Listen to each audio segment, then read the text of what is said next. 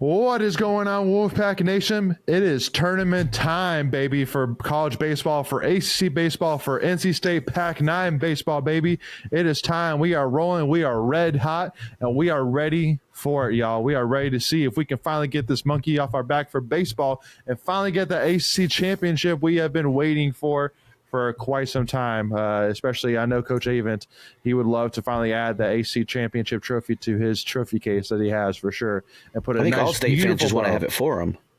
Oh, for sure. There's no doubt. 100%. I mean, there's no doubt. And especially, being that, only has, a couple more years, in terms of his in-state head coach, baseball coaching career, what a better bow to put on it than a nice ACC championship trophy. That's what I'm sitting here saying. So, and I think this is the team that can do it. And we'll kind of dive more into it here as we'll talk a little bit about, what NC State baseball is going to be seeing in this tournament, what our predictions are for each of the pools, and just give a little bit of predictions from NC State. And again, what does NC State need to do to go and advance to the semifinals to win it all, etc. So with that being said, just a little bit of background here. NC State finished as the number 3 overall seed with the 18 and I believe it was 11 ACC record. And right now has ACC series wins over every single top 7 team besides us. So because we can't beat ourselves. We have in the past. We have, but we can't compete against ourselves. Yes, we can. We can totally beat ourselves. And so in our pool, we have also Duke and Virginia Tech. And, and we'll kind of break down each of them. But the first thing that stands out to me is, Duke, has been a team that has been a year after year top 25 team, definitely not a program you can sleep on.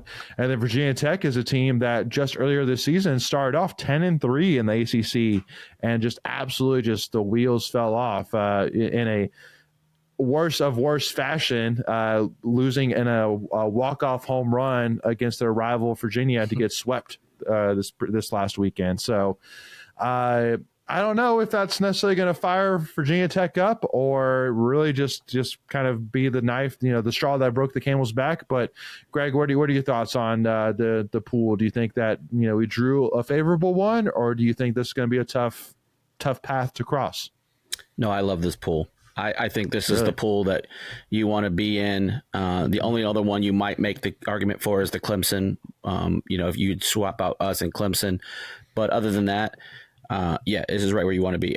Ironically, I think Carolina's got the hardest one, and they're the number 1 seed. And we'll probably talk about it here in just a little bit, just because of who they could potentially be facing. Yeah. So, but I love it.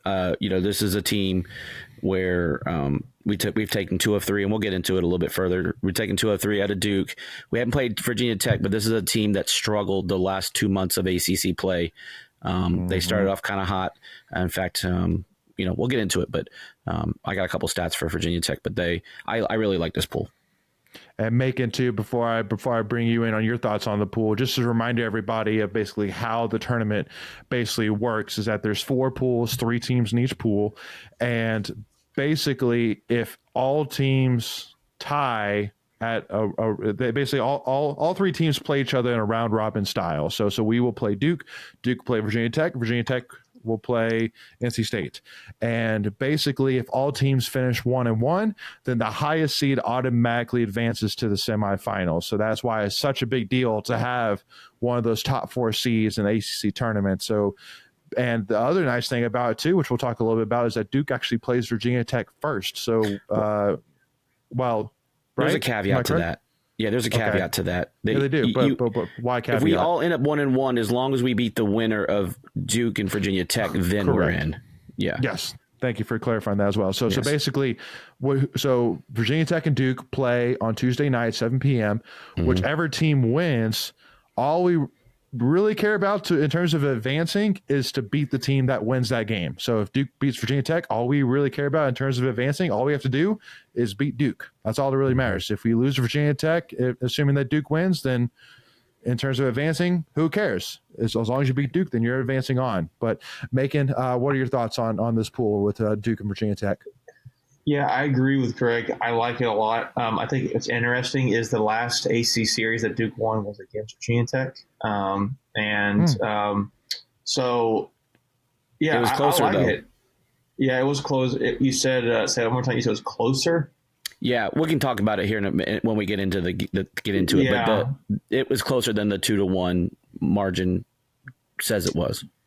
Yeah, I'm looking at it now. Virginia Tech was ranked. I mean, Virginia Tech was ranked at one point in time. Right. If you want to remember that, I'm looking back in April at this series. I am cheating. I'm looking at Duke's schedule right now. Virginia Tech was ranked 23rd in the country as of April 21st. So not that long ago, but actually a month ago, minus today. So, yeah, I like Hogan. I will say I watched Virginia Tech, Virginia. Then that was a crazy good game going to the 13th inning.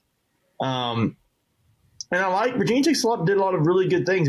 Like baseball can be a fluky thing. You could lose anything, but I like it Virginia Tech and Duke play first because that way they can get their best pitchers out of the way.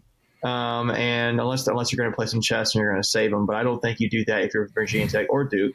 And I know you have to go 2-0 to win the bracket. You're gonna put your best foot forward, right? So I like that. I think it sets up well for State. State gets a night game. A lot of fans will be there. Granted, Virginia Tech and Duke is not far away either, so there'll be some fans there for those teams. But I think it does set up for State. I think to Greg's point, the getting Wake as your draw that sucks for UNC.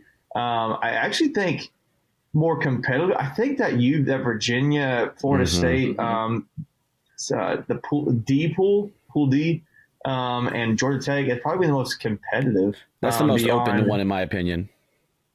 Yeah, that's really good to put it. Anybody can win that. I wouldn't be surprised Georgia Tech won it. So I like the way this is set up for State, and the fact that they have to play. If they had to go play Clemson, Louisville, or Miami in the semifinals, I like that too. I know Clemson. I don't know how's Clemson done lately. Does anybody you guys have any idea on that? Well, they got swept by Wake Forest. That's right. So yeah. And they just swept Boston College. What everybody swept Boston College. See, State is the best playing team out of those 6 right now, and I like that. And that's where you want to be, even though you're the 3 seed. So,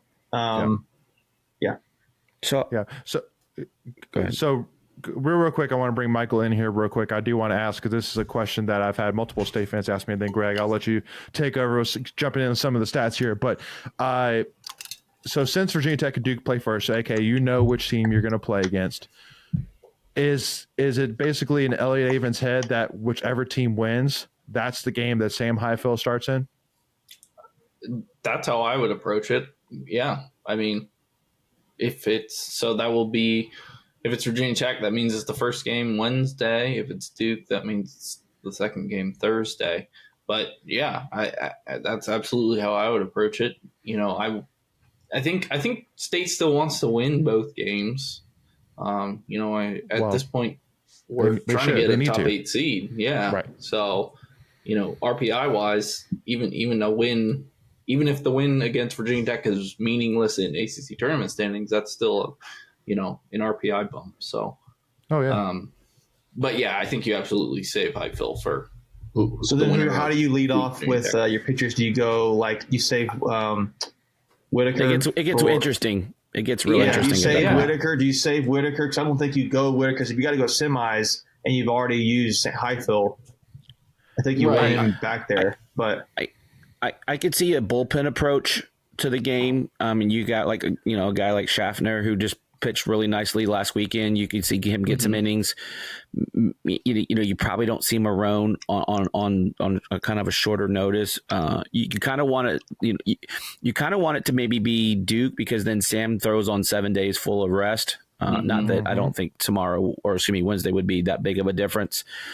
But here's the thing that you could go some bullpen because if we advance, we have a day off on Friday to give our relievers and pitchers an extra a day of rest. So you can approach it in a number of different ways. And that's kind of the luxury of how the tournament sets up and being a number 1 seed. Yeah.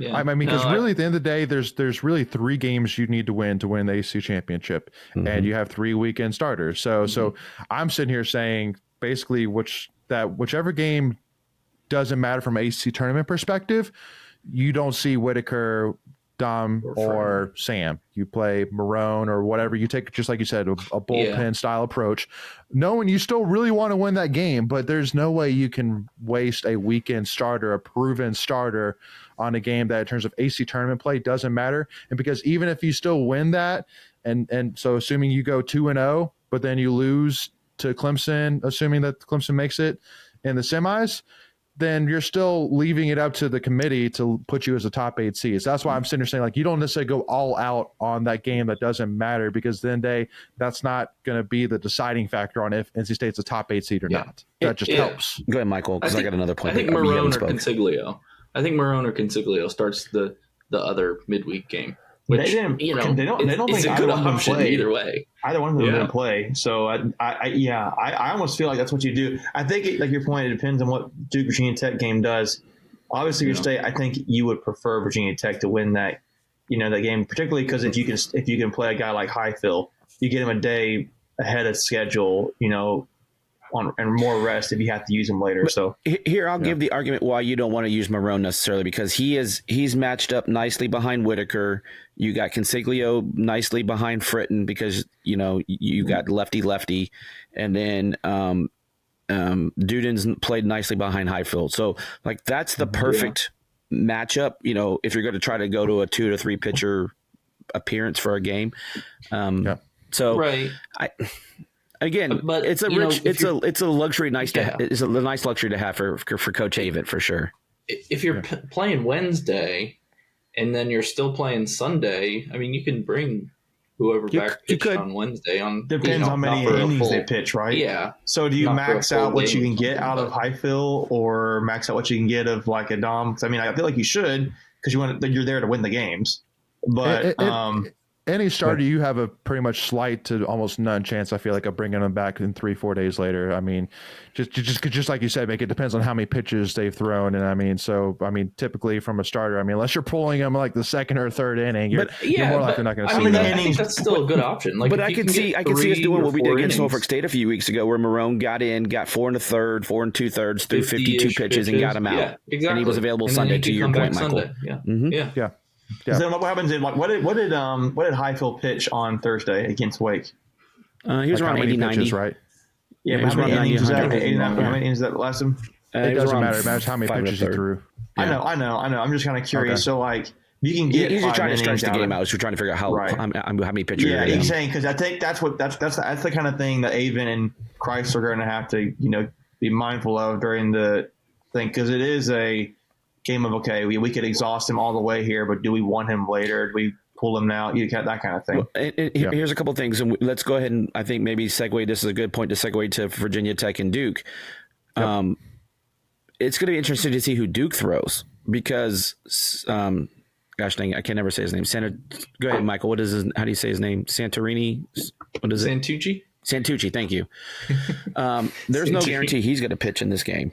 So if he's not pitching because he's injured, there's rumors that he may or may not pitch in the ACC tournament, which, if I'm Duke, you're pretty much locked up. You're probably not getting a 1 seed. You're probably going to end up being – the only way you're getting a 1 seed is Duke is if you run this thing. I think they're too far gone. 1 seed, and they're going to have to put their best foot forward on the first game. Host. They're going to put their best foot forward in that first game. So right. So if he's not going to go, that means Higgins is their presumable number 1, because he was the number 2 against us. I'm assuming if that stays the same. So that backs everybody up for Duke. So we're in a really good spot. And then kind of what I was talking about earlier is, yes, Duke took 2 of 3, but 2 of those games were 11-inning games. All right, so they split those 11-inning games. And then Virginia Tech had a 9-4 lead in the rubber game and ended up losing 13-10. So Virginia Tech has played Duke close. So when I was kind of talking about earlier, there's no guarantee Duke gets through this thing. Yep. And your point, they've kind of collapsed lately, right? So right, because they did it against Virginia on Saturday. Yeah, so, right. Yeah, but so it'll be interesting. It'll be interesting to see how we get out of this. Well, and again, so this recording will come out before the game starts against Duke. But if you're watching this after the Virginia Tech and Duke game started, then you'll know some of this more than us. But anyway, but yeah, no, I think for me, looking at, first of all, the stats wise, it's kind of interesting that in terms of batting average, in terms of ERA, that we're actually third to Duke and Virginia Tech in both those categories in terms of batting average and ERA. So you say, well, how have we played so much better than if they're statistically better than us in the two main areas in baseball, which is batting average and ERA? And I would say that first of all, these stats are over an entire season. While yes, like earlier in the season, there was talks about, are we moving on from Avon to Coach Hart after this season? And it has quickly switched to, this has been Coach Avon's best coaching job of his career. So I immediately go ahead and say that I don't have the stats in terms of basically after the Louisville game on, but I mean, I would say that would be my first thing I would say. It's obvious. I mean, both Sam and Fritton finished in the top 10 in batting average against. So, it was always a matter of what plagued us the most in the early part of the season was the walks. And we just put too many damn guys on. And like, you look at our pitchers, they don't hit well against our pitchers, especially lately. The freshmen, the three freshmen are just been sensational. It was putting people on. It was the foot traffic on the bases that were killing us, because they just get a walk or two, a stolen base here or there, a little error, and a sac fly, and it's a run. So we've done a really, really good job of cleaning a lot of that early stuff up. Yeah, agreed. So go ahead, Macon. No, I'm just looking at guys. I'm just looking at individual players to watch out for in our pool, just to call out a couple guys. Ben Watson. Yeah, he leads the ACC in batting average at 414. He's not a guy who's going to hit a lot of home runs. He's got 4 on the season, but he gets a lot of hits. He's got 89 hits, 19 Dude was a doubles. D3 player too. Yeah, 44 RBIs. Not as that's not the big number. His big thing is that 414. And then, kind of staying with Virginia Tech here, going down the list, you've got, by the way, and Ben Watson is their center fielder. You've got Chris Canizaro for Virginia Tech, the left fielder, back in 346. Those are the two best guys. But let's see here what his home run numbers are. He is at, is that right? That's hits. He is at 12 home runs on the season. So he's probably more your power guy a little bit for them. But then Duke has got Ben Miller at a 383 batting average, 13 home runs on the season, 75 hits. And really that's their main guy. I can go back. The second best guy they've got hitting is Zach Morris, their second baseman, 335. Base out, baby. Yeah, 15 home runs. So it's not. I think Ben Watson's the guy at Virginia Tech. So if you're gonna have to get past him and Canizaro for Virginia Tech, but that's it. I don't know how you guys mentioned the pitchers. So Santucci, he may not play for them. Virginia Tech's a guy. Brett Renfro is the guy for Virginia Tech. He's got six wins and 3 losses with a 4.33 ERA. So let's kind of move. I want to also just throw a random fact in here too. There's a former NC State player on Virginia Tech, Eddie Eisert. He was with us last year. So there is a former transfer. Go ahead, Layton. Sorry, I was just going through like offense and defense. Who's some guys that stand out in our pool? Yeah, no, and that was good. And so that really kind of leads me to my next thing in terms of, if NC State is going to get to the semifinals, what's going to be the reason? Like, is it just playing our game, or do you think that we need to go beyond that? Some of it is luck. In any championship winning scenario, some of it's luck. So let's just throw that in there. So especially essentially a one and done, especially in a one and done situation. 1 game scenarios. It's I think bullpen. I think it's a big thing. The bullpen gave up 1 run the whole weekend against Wake. So yep. I mean, and that was that. Like the starters are going to give you at least a quality outing. They're not 4 to 6. You're going to be in the game, right? You're going to be in the game when they leave the game. It's then going to be, the bullpen. Yeah, I think the other thing too is, how short are these leashes going to be in these one and done situations? How long you go to, in a regular season game and you got, a weekend series, you have to manage pitchers, differently. And of course you still have to manage them in these situations, but how much leeway are you going to let guys to work out of situations, especially the freshmen with this being their first time around? Is the moment going to be too big? They've done a wonderful job up until this point, but this is their first real taste of big boy ball, if you will. Yeah. Yep. And I like a guy like Consiglio did that against Clemson, right? And that was his breakout moment. So, Duden left the bases loaded the other night against Wake. I mean, that was a high pressure situation. I mean, it's not, like I said, it's not been too big yet. Yeah, but that's been really special outings for them. I think, to me, I think you guys are kind of touching more on the pitching a little bit there for the offense. Like, there's some guys who I feel like could still step up even more. Like, I think a guy like Eli Serrano who leads off, but he's been kind of offensively at times. And I think getting big outings from him.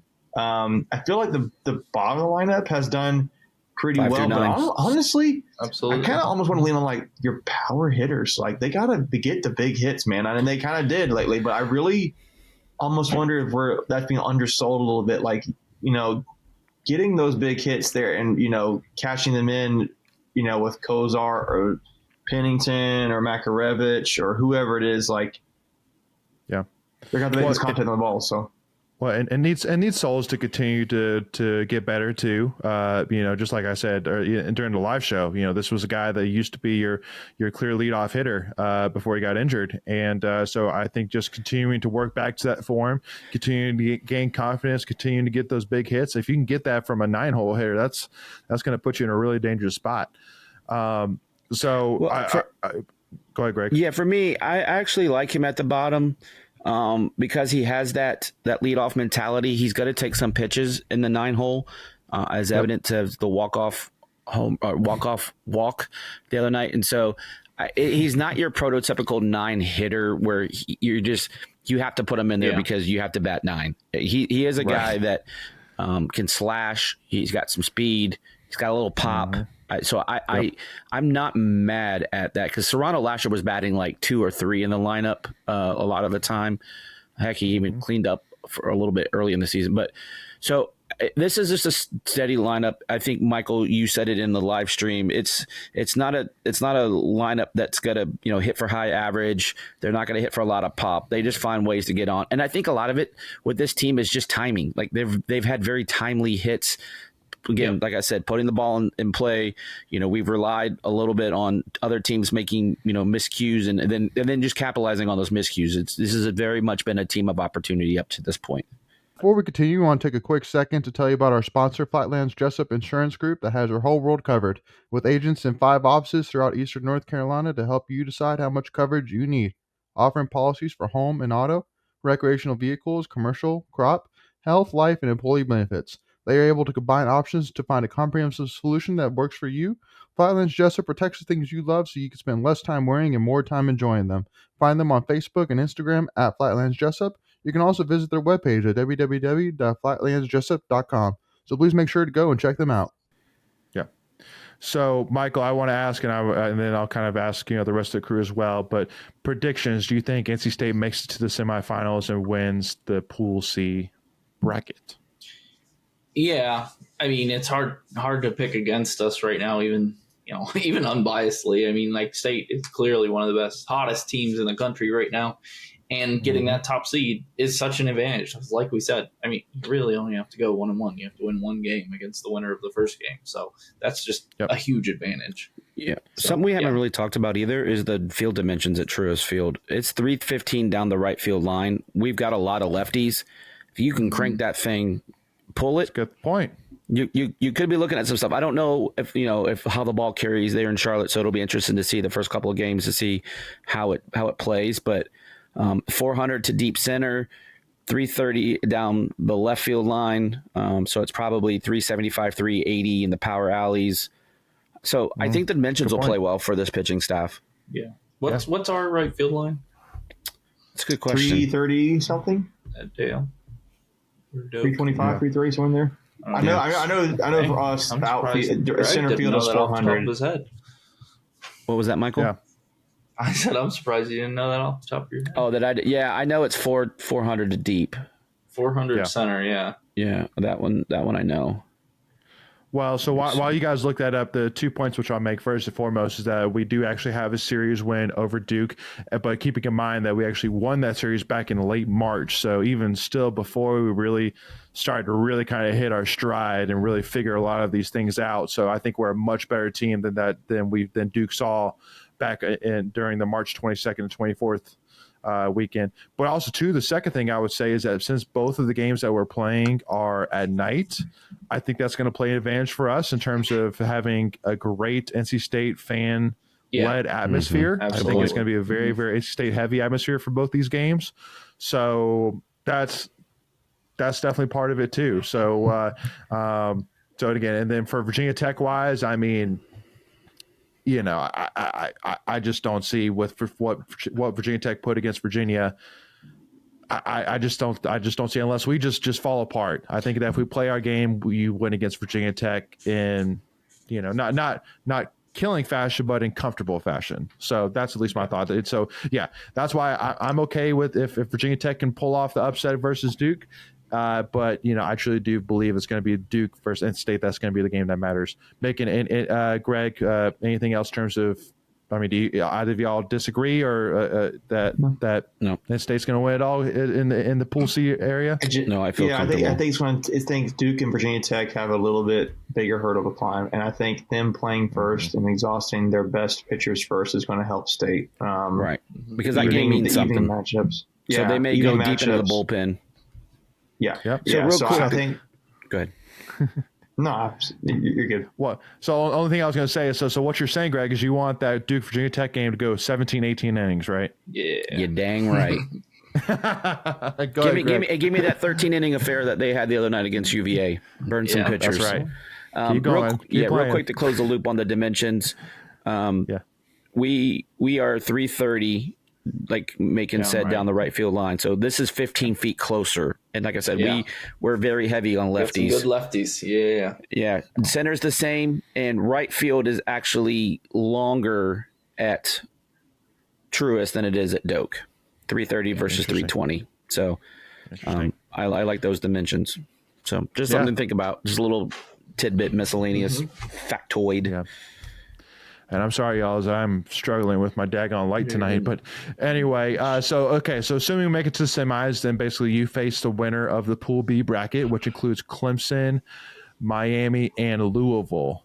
And Clemson is the obvious favorite to come out of that bracket. But, I mean, what are y'all's thoughts? Because I think y'all were saying that you know, that doesn't seem like that we actually had the easiest bracket in y'all's heads. But what about Clemson, Louisville, and Miami really stands out to y'all?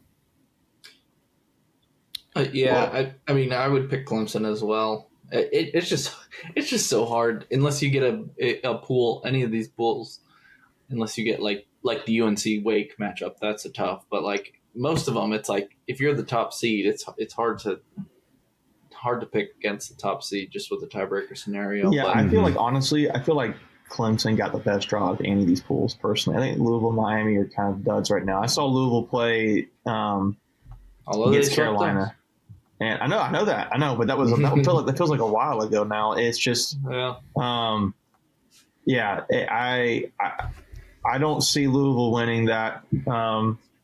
Just the way I've seen them play lately. Yeah, Clemson took 2 or 3 from both of them in the regular season, so you would think that'll play out the same. And again, you know, because they have the luxury of playing those teams after they've played each other, right? I think I have that. Yeah, because Miami and Georgia, Miami and Louisville play each other. So that's the very first game.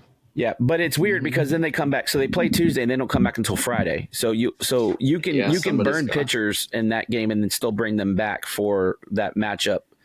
That will matter on Friday. Well, how did Florida State they weren't the second seed in the D pool? Yeah, the second game of the day. That's crazy. Yeah.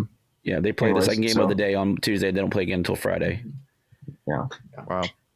So you talk about a team that lines up really well. Is Florida State. they line up really good for their play. Yeah, I think going back to your original question, Leighton. Yeah, I mean, I do. I think it's Clemson going to be coming out of that pool, and the way State played against Clemson, I think Clemson is still kind of playing a little shaky at times since we played them, and I don't know which way it will go, to be honest with you, in that Clemson series. Here's your best hope. You hope that Louisville beats Miami, and that game on Friday for Clemson means something, so they've got to burn some players. Yeah. Again, that's the theme of this. It's timing of these games and how they relate to you. That's true.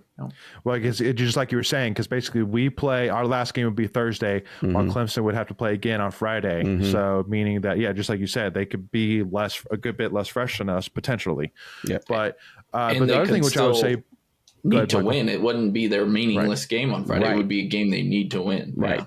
Right. So in your rooting bingo card, you want Louisville to beat Miami because you want that game to matter.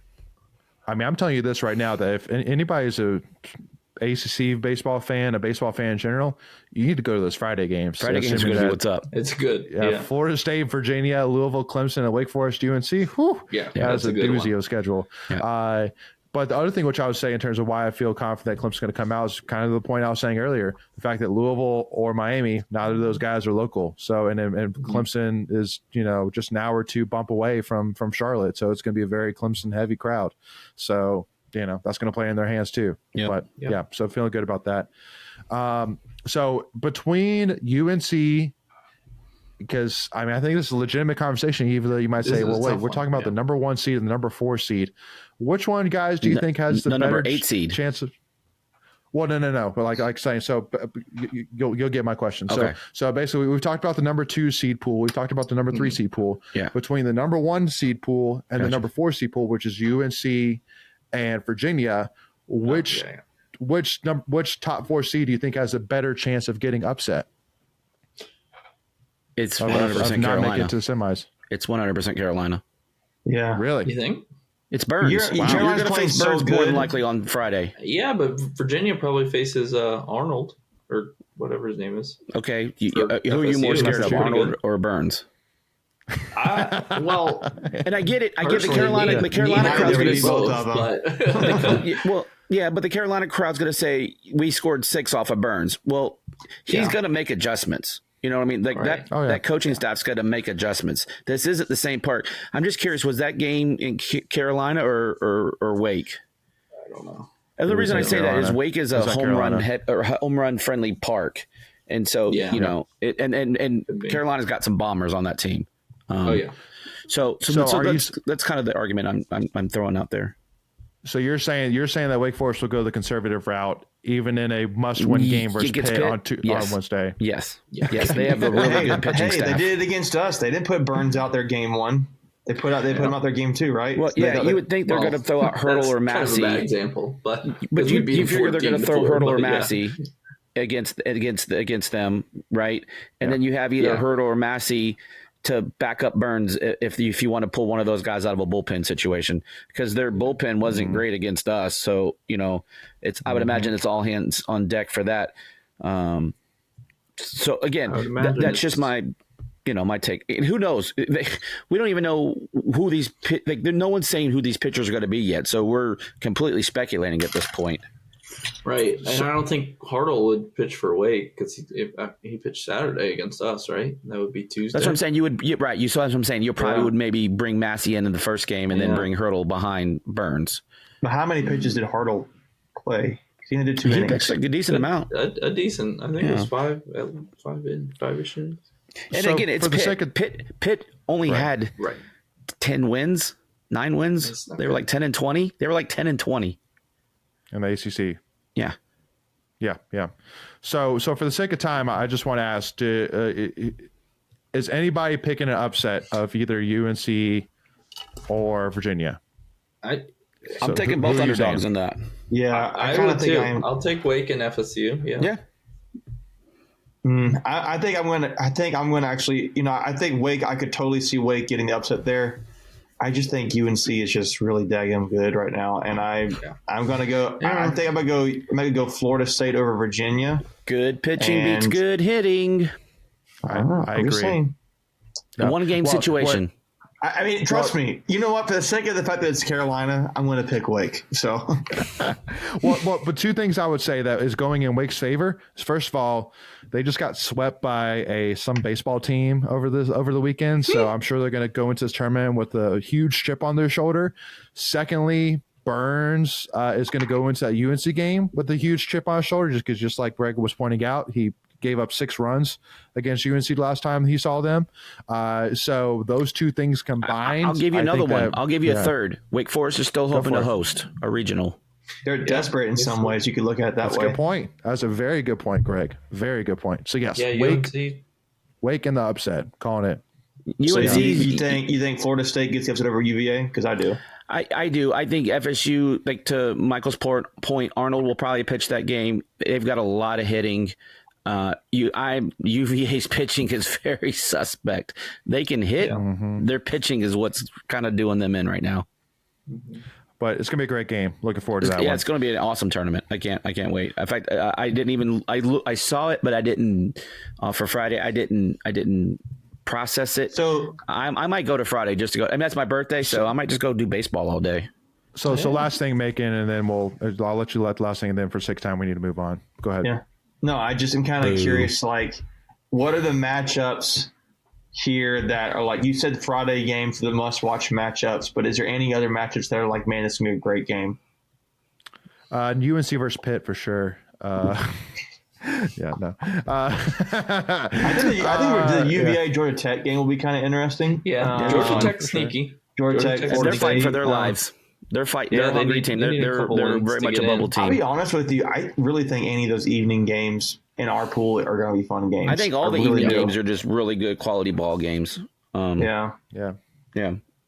So that's a little. Nice thing too. The weather's supposed to be really good this week, so hopefully we don't get any delays. And because if you get a delay somewhere, that throws a monkey wrench. Sure, because I thought I saw it was going to get. It was like kind of getting close to. Did it change? At least going later in the week, I saw some like weather in the forecast being a little stormy. I hadn't looked today. Yesterday it looked clean, so that could be a thing. But yeah, Thursday night, Friday night, Saturday during the day, scattered thunderstorms. It's North Carolina. It's going to change. Yeah, it could change, totally change. But that's what I'm saying now. Got it.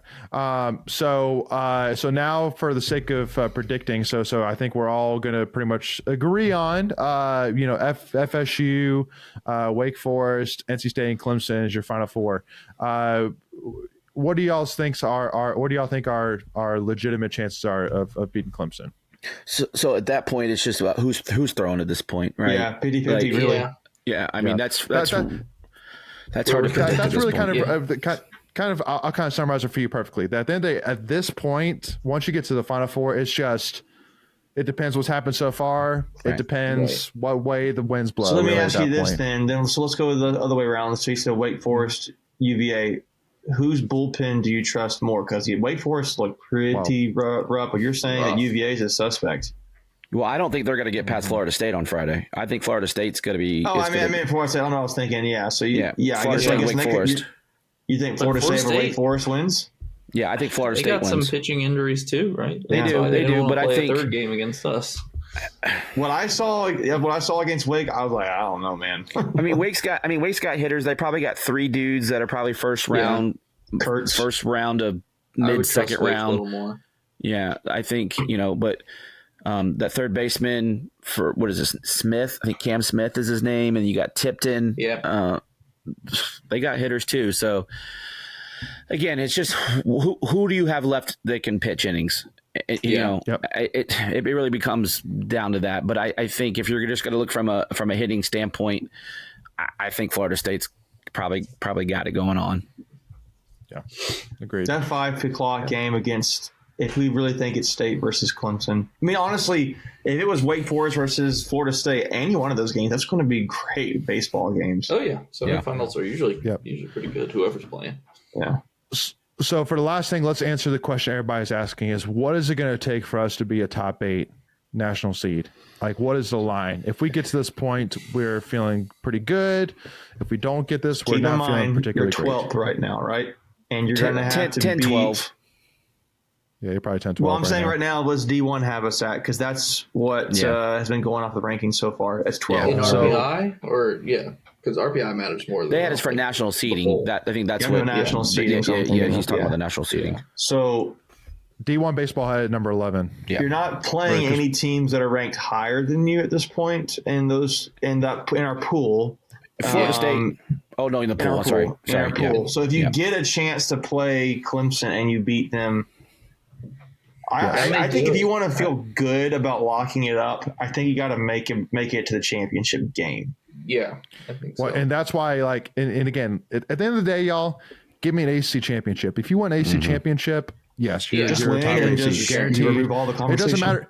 It doesn't matter who you face at that point. Like with our resume, if you add a ACC championship on it, period, like that's top 8. It doesn't matter, in my opinion, who you face to get there is because I mean you're going to face good teams. You may not face Clemson, you may not face UNC, but then if you win ACC championship, you're going to be top 8. I know they say that first and foremost. I know they say be careful what you wish for, but I want Florida State in a championship to get that third game to say FU or excuse me FSU.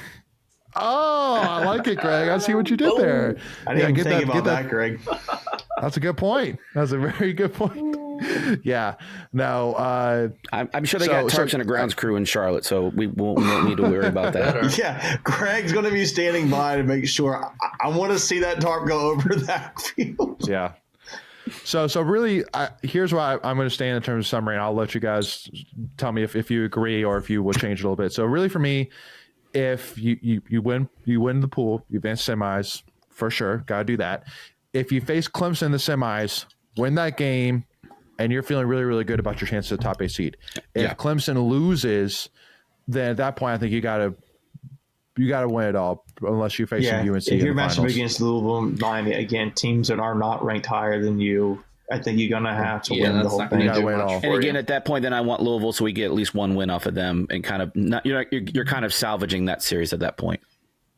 Yeah, that's true. That's a good point. Let's say you beat Virginia Tech, Duke, and you get this win against, let's say it's Louisville. Yeah. Mm-hmm. But you don't win the game against whoever is the championship game. UNC. You're 12th right now. Is getting those 3 wins not enough to bump you up 4 spots?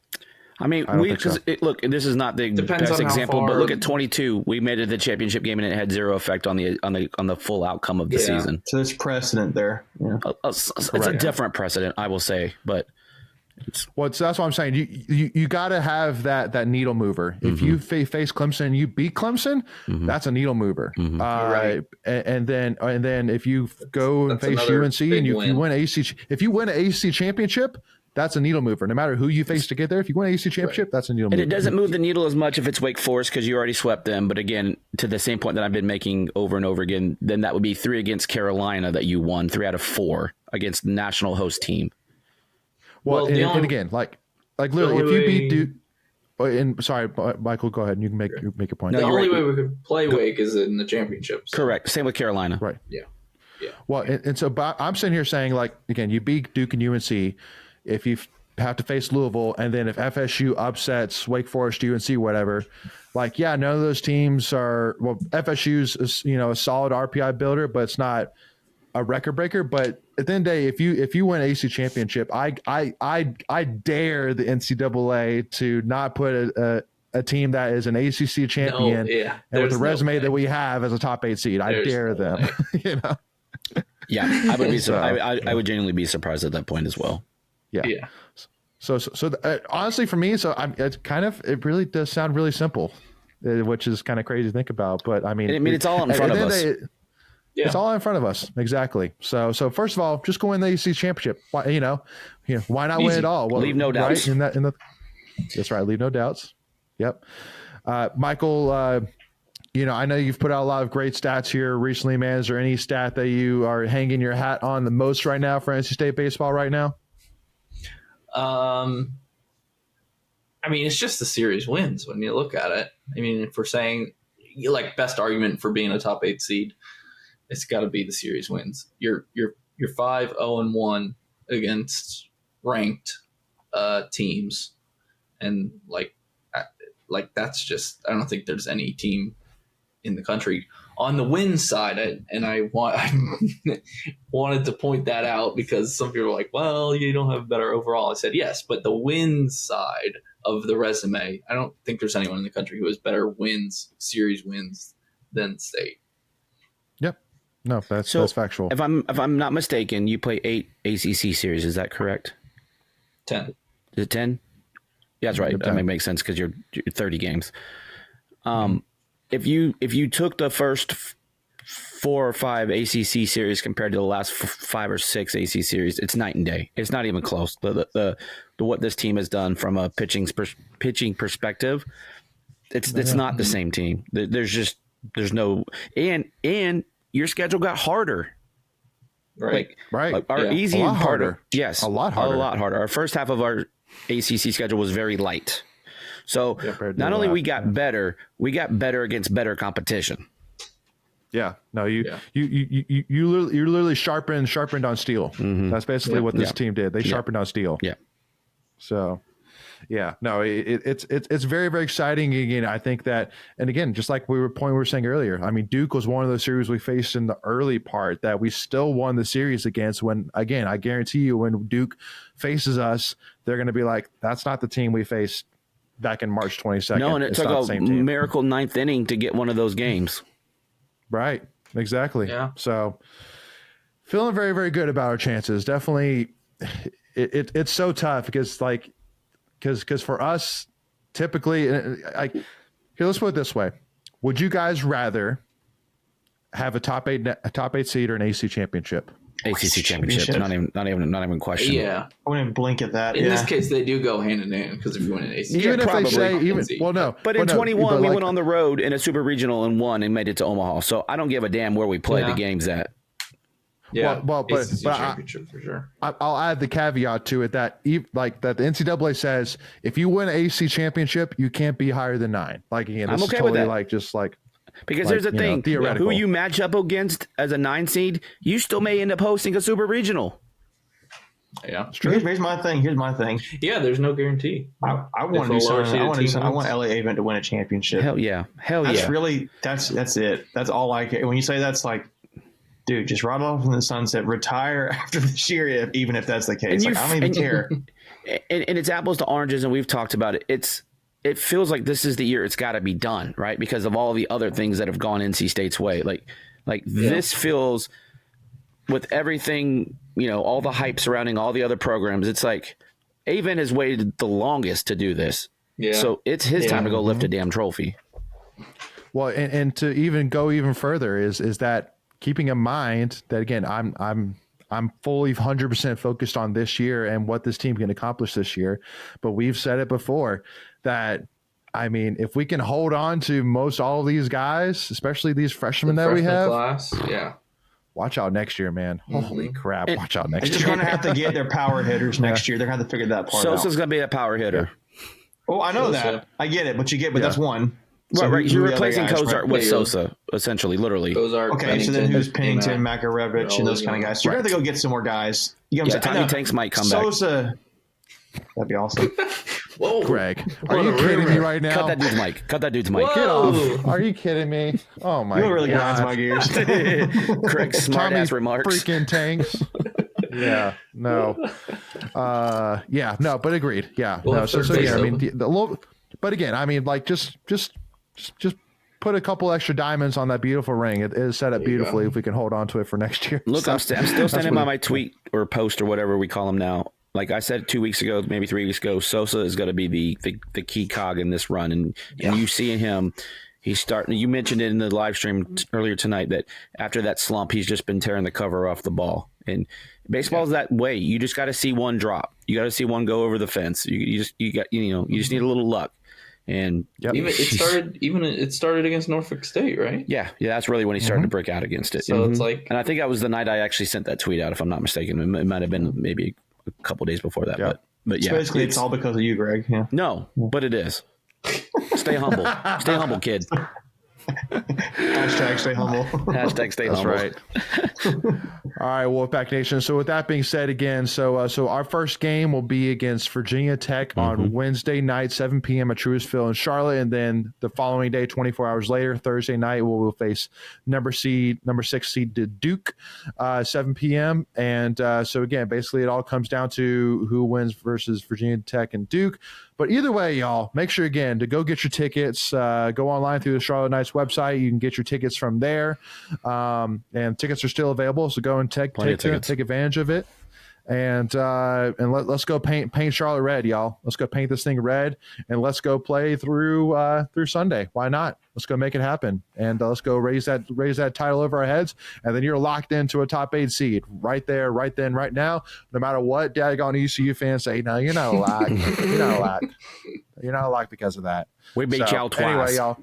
Yeah, we beat y'all twice, even though we have the number 66 strength schedule in the country. They beat y'all twice. Yeah, even though we face nobody besides NC State. Don't mind us. We got swept by Tulane, but it's okay. As a bonus episode of really grinds my gears. I think we need to do a preview show when they do not make it as a host. Ooh, that'd be good. They may not even win the conference. They didn't win it last year, I don't think. I think Tulane won it last year. Nope. Tulane. Came in on they won 10 games last year. Yep. All right, Wolfpack Nation. So for us, if you haven't already, y'all hit that subscribe button, hit that notification bell, and definitely make sure if you haven't already, hit that like button, y'all. Again, it really helps us a lot, and really, just makes it very, very clear that you love NC State baseball, y'all. So if you love NC State baseball, hit that like button and make sure to give us a follow at Tuffy Talk now on Twitter, Instagram, and TikTok, y'all. And let's go get this huge win. Let's go raise that trophy, y'all. Go Pack, y'all. Go Pack.